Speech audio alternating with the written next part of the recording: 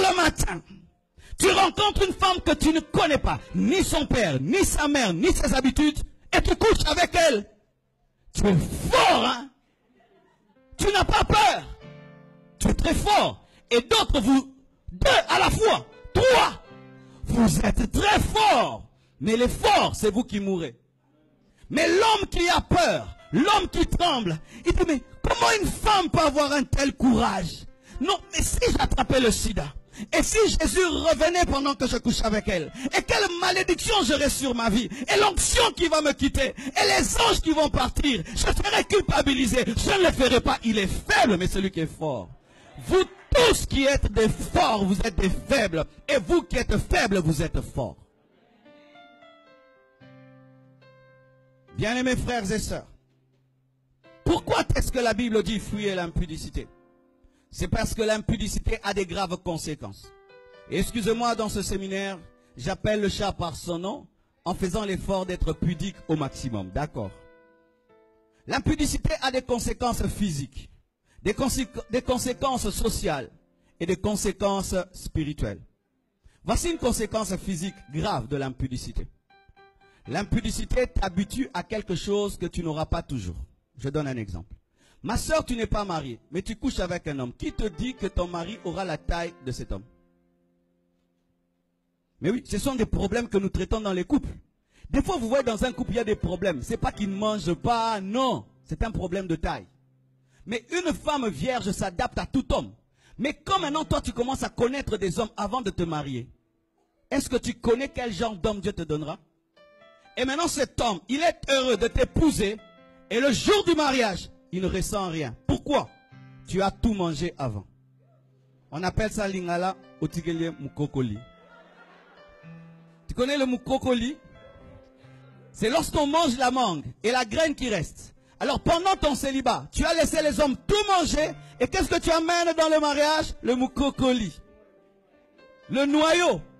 Tu amènes ça à ton mari. Et il trouve une femme qui a connu toutes sortes de formes d'hommes. Parce que je dois le dire. Parce que des fois, vous chassez des démons. Il n'y a pas de démons. C'est le corps qui est déjà détruit. Et là, il faut que Dieu restaure ton corps. Et il faudrait que l'homme qui va t'épouser soit patient. Parce que le corps de la femme, ça prend aussi le temps pour revenir à la normale. Ce sont des muscles. Je dois vous dire ça sincèrement. Et mon frère, toi qui goûtes aux femmes avant de te marier, qui te dit que ta femme aura la même capacité que toutes ces filles-là?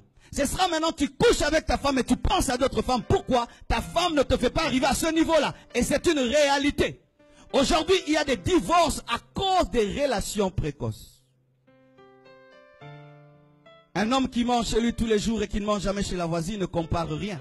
Mais un homme qui mange partout peut comparer le pondou, le riz de gauche et droite. Et lorsque, avant le mariage, tu couches à gauche et à droite, quand tu viens dans le mariage, cela a marqué ton cœur, que tu le veuilles ou pas. C'est un souvenir qui t'a marqué. Surtout, si dans le péché, le diable l'a bien fait. Si tu as été déçu quand tu l'as fait, celui qui viendra peut aider.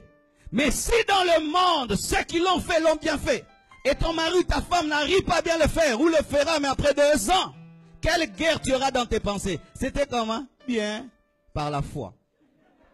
Mais oui, il y a des biens par la foi dans les mariages. Tu es en train de détruire ton corps. Et qui est en train de détruire ton corps? Un garçon qui ne couche pas qu'avec toi, avec Gisèle, avec tel, mais tu es en train de lui donner ta vie. Mais lui, il sort avec tout le monde. Un homme qui t'aime, te respecte. Et respecter, c'est patienter. Et tous ces hommes qui disent, si tu m'aimes, couche avec moi. Dis-lui, si tu m'aimes, attends encore. Si tu m'aimes, couche avec moi. Il faut dire, si tu m'aimes, attends encore. Mais si vous dites, je vais lui prouver que je l'aime en couchant avec lui. Surtout pour une femme, c'est toi qui perds plus que lui. Parce que toi, la trace reste que tu n'es plus vierge. Mais lui, il peut mentir. Give me amen.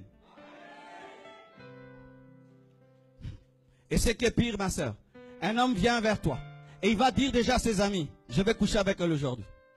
Alors toi tu es là, tu penses qu'on t'aime. Alors qu'il a dit, on parie, aujourd'hui je l'aurai. Et quand il t'a, c'est le trophée. Donne-toi du poids. Tu es le temple du Saint-Esprit. Je dis, tu es le temple du Saint-Esprit.